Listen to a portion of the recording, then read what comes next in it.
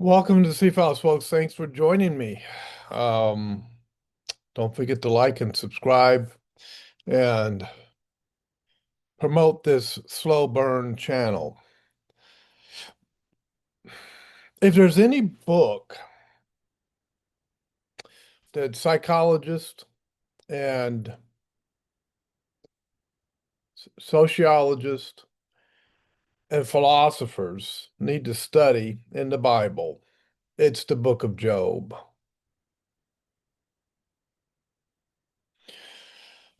In my observations of 65 years on this planet, the one thing that has come very clear to me is that human beings are childish creatures. We are stubborn, pig-headed, emotionally unstable, and it hasn't changed in 3,000 years. The things that are being discussed in Job are still true today. That people view things the wrong way. When I look at this planet and I think, well, just looking at the 20th century and all of the wars, the strifes that humans have created because of their desires for power, control, very childish, immature things done by world leaders and even down to the average person. I wonder how in the world has our world survived to see the day that we see now. How have we survived 4,000 years of history, 5,000 years of history? How have we survived it? And my answer is only by the grace of God. The fall of Adam had a tremendous effect upon us, not just concerning the fall of our own soul, the loss of our spirit, our connection with God, being dead in trespasses and sins, but it had an effect psychologically, sociologically. It had an effect with philosophy, our worldview.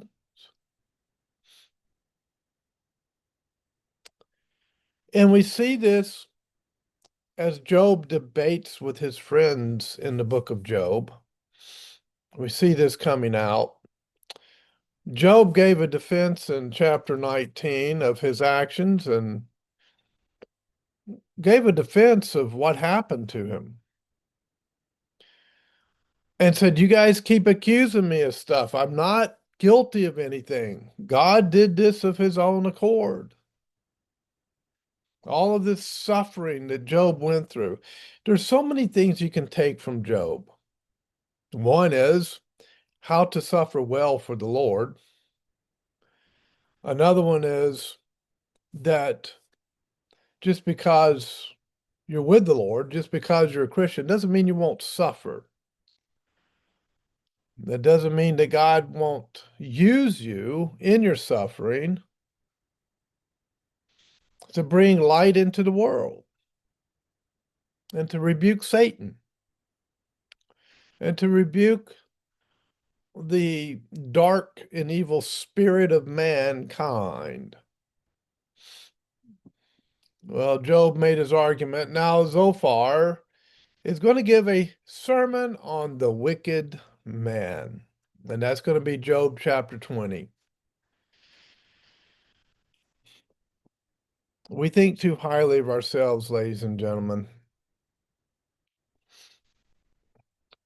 and yet we are made in the image of God, and God does lift us up, and God will glorify us when we're in Christ. But we need to have a right and understanding and view of our own selves. We need to know who God is, and we need to know who we are. All right, we'll go into Job chapter 20. Zophar is going to give his speech. Then Zophar, the, Naamathite, answered and said, therefore my anxious thoughts make me answer because of the turmoil within me. I have heard the rebuke that reproaches me, and the spirit of my understanding causes me to answer. Do you not know this of old, since man was placed on earth, that the triumphing of the wicked is short, and the joy of the hypocrite is but for a moment? Though his haughtiness or pride mounts up to the heavens, and his head reaches to the clouds, yet he will perish forever like his own refuge. Those who have seen him will say, where is he? He will fly away like a dream and not be found.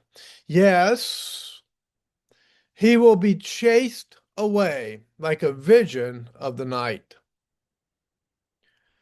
The eye that saw him will see him no more, nor will his place behold him any more. His children will seek the favor of the poor, and his hands will restore his wealth. His bones are full of his youthful vigor, but it will lie down with him in the dust. Though evil is sweet in his mouth, and he hides it under his tongue, though he spares it and does not forsake it, but still keeps it in his mouth, yet his food in his stomach turns sour. It becomes cobra venom within him. He swallows down riches and vomits them up again. God cast them out of his belly. He will suck the poison of cobras. The viper's tongue will slay him. He will not see the streams, the rivers flowing with honey and cream. He will restore that for which he labored and will not swallow it down. From the proceeds of business, he will get no enjoyment, for he has oppressed and forsaken the poor. He has violently seized a house which he did not build, because he knows no quietness in his heart. He will not save anything he desires. Nothing is left for him to eat. Therefore, his well being will not last. In his self sufficiency, he will be in distress. Every hand of misery will come against him. When he is about to fill his stomach, God will cast on him the fury of his wrath and will rain it on him while he is eating. He will flee from the iron weapon. A bronze bow will pierce him through. It is drawn and comes out of the body. Yes, the glittering point comes out of his gall. Terrors come upon him. Total darkness is reserved for his treasures. An unfamed fire will consume him. I'm sorry, an unfanned fire will consume him. That's why I was turning my Bible to see it a little bit better. An unfanned fire will consume him. It shall go ill with him who is left in his tent. The heavens will reveal his iniquity, and the earth will rise up against him. The increase of his house will depart, and his goods will flow away in the day of his wrath. This is the portion from God for a wicked man, and the heritage appointed to him by God.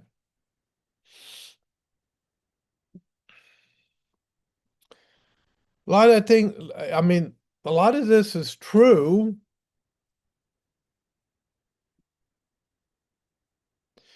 of what he said about the wicked, but the problem is he's convinced that Job is that man. And therein lies the problem. We are such vain creatures in that we think we know so many things and we don't. The greatest instruction we receive from God is through the scriptures. And in and of ourselves, we are utter foolishness in our own thoughts, in our own worldviews, our own philosophies, just utter vanity. And when we get into Ecclesiastes, we're going to see that vanity infects the vanity and vexation of the spirit. One of the things that Solomon saw in Ecclesiastes was the utter vanity of mankind.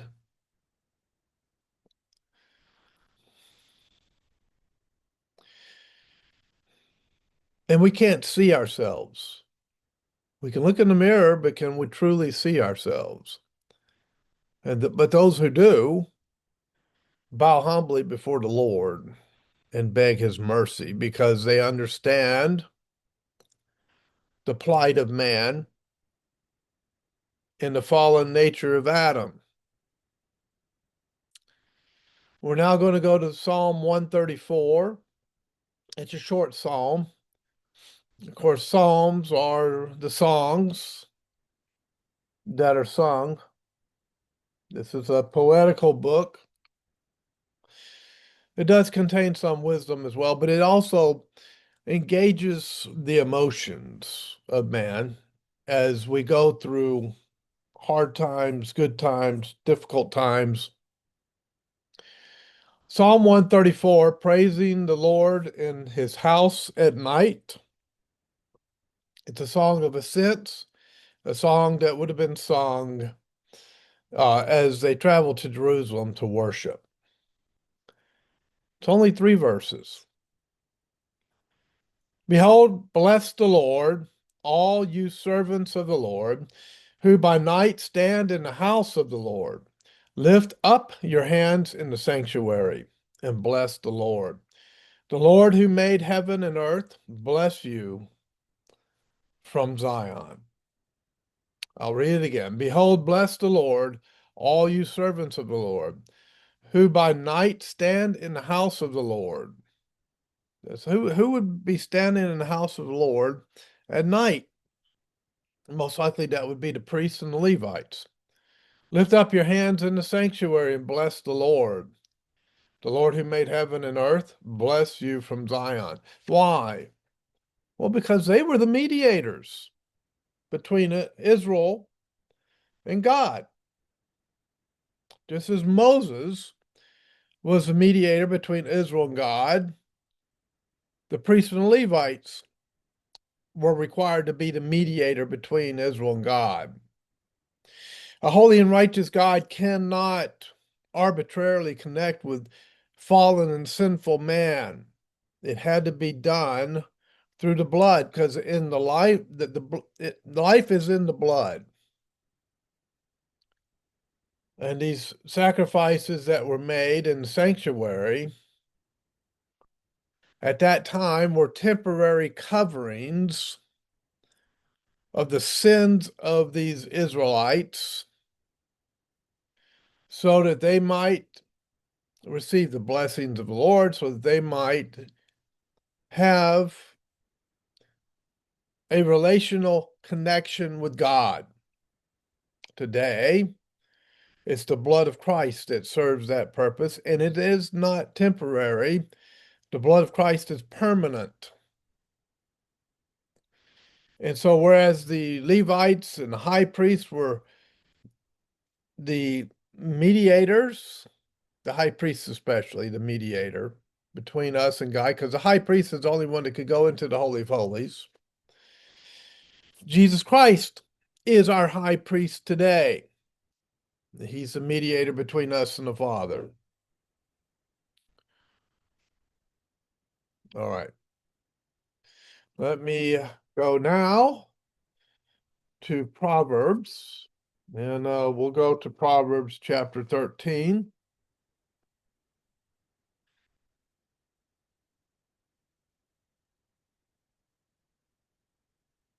And this is a book of wisdom. So listen to the words of the wise. A wise son heeds his father's instruction, but a scoffer does not listen to rebuke. A man shall eat well by the fruit of his mouth, but the soul of the unfaithful feeds on violence. Why are people violent? Think about that. Well, it's because they're sinners. It's the nature of them. True. But what other factors come into that?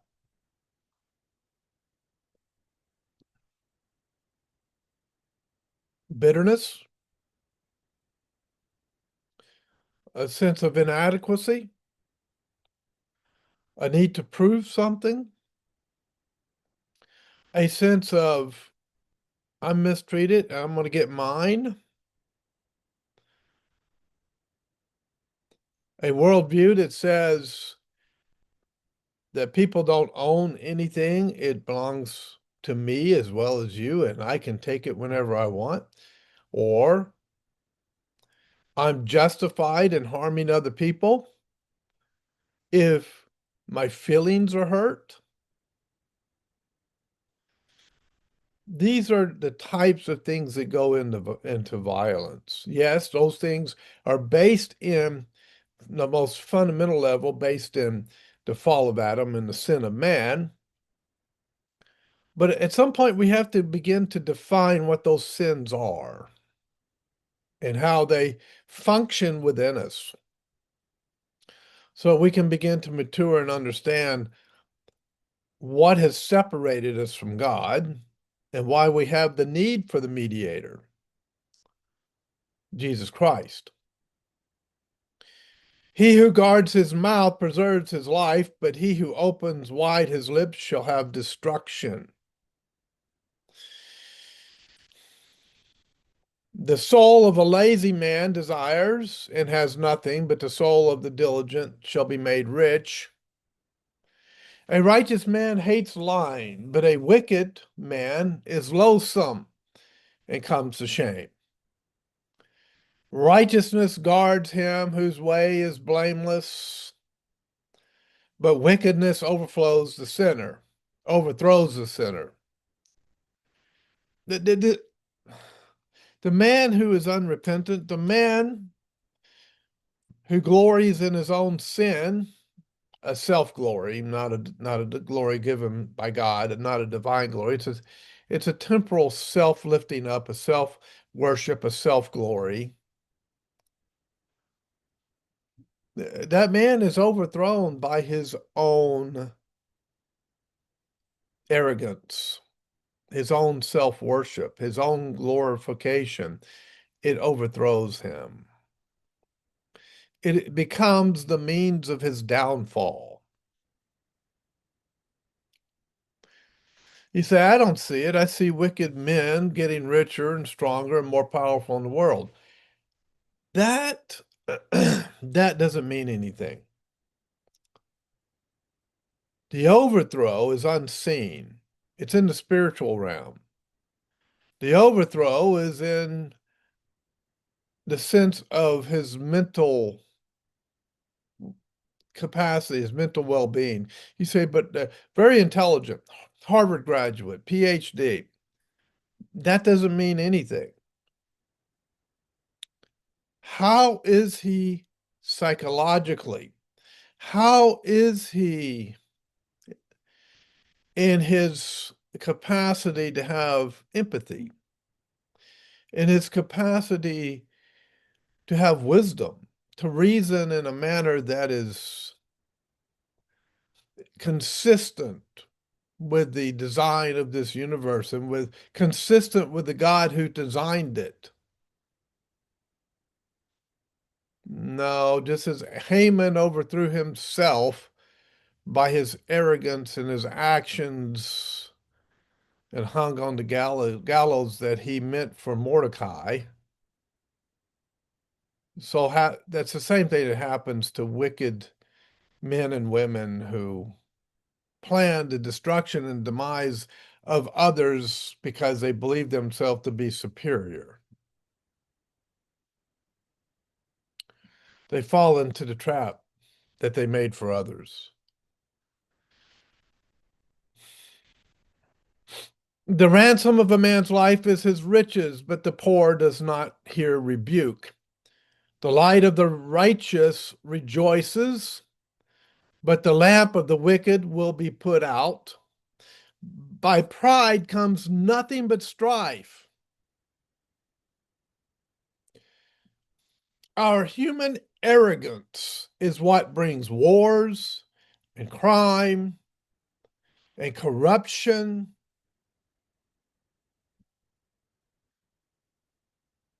and strife within the family, strife within society. By pride comes nothing but strife. But with the well advised is wisdom. Wealth gained by dishonesty will be diminished.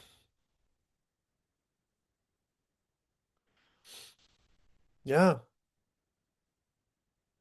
God sees it, even if nobody else does. And even those who seem to get away with it, they're tortured in their soul, or they are so narcissistic, so have lost the capacity for just normal human interaction because of their narcissism. That in itself is a form of self-destruction.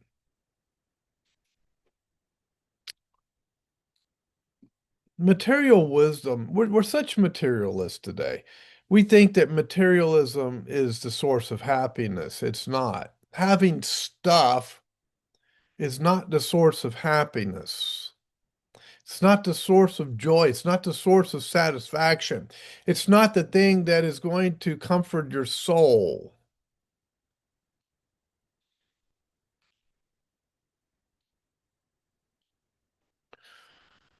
The light of the righteous rejoices. Let me go back up. The ransom of a man's life is his riches, but the poor does not hear rebuke. Let me go back up. Let me go up to 6. Righteousness guards him whose way is blameless, but wickedness overthrows the sinner. There is one who makes himself rich yet has nothing, and one who makes himself poor yet has great riches.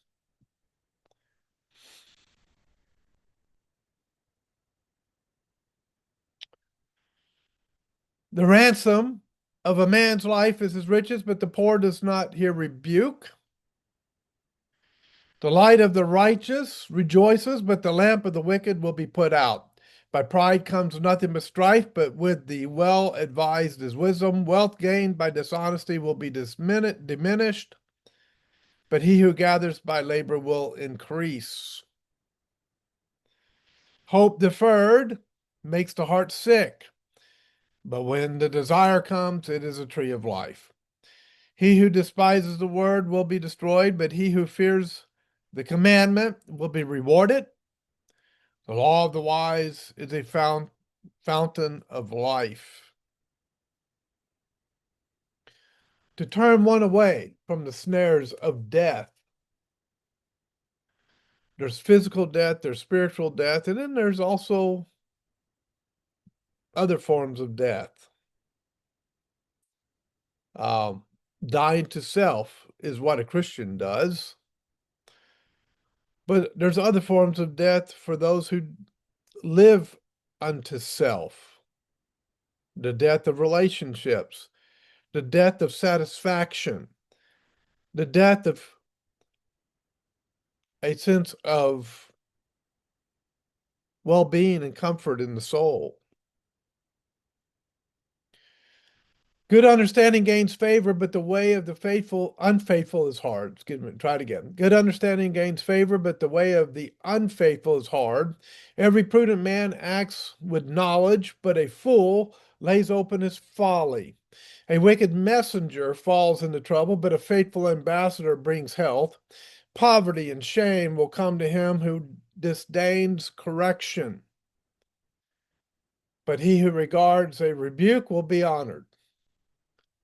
A desire accomplished is sweet to the soul, but it is an abomination to fools to depart from evil. He who walks with wise men will be wise, but the companion of fools will be destroyed. Evil pursues sinners, but to the righteous good shall be repaid. A good man leaves an inheritance to his children's children, but the wealth of the sinner is stored up for the righteous. Much food is in the fallow ground of the poor, and for lack of justice there is waste. He who spares his rod hates his son, but he who loves him disciplines him promptly. The righteous eats to the satisfying of the soul, but the stomach of the wicked shall be in want. And that's Proverbs 13. When I go through these Proverbs, and I go through them um, constantly, I emphasize different things. Some things I will skip over, emphasizing that I look at them, I go, boy, that's a good one to emphasize and to talk about. But for time's sake, I will emphasize something different each time I go through that proverb. And this time it was just the vanity and foolishness of mankind and what's done about it by God Himself. All right, we're going to leave it there. We're at 27:34. And I want to cut off before we get to 30 or go past 30 minutes. I hope these readings are helpful to you. Take some time and reflect upon them, get some insight. The folly and vanity of this world is superficial. It doesn't bring us anything that has any value. Seek the deeper things of God, and you'll find satisfaction for your soul. Thanks for watching. God bless. Don't forget to like and subscribe. We'll see you next time here on the C Files.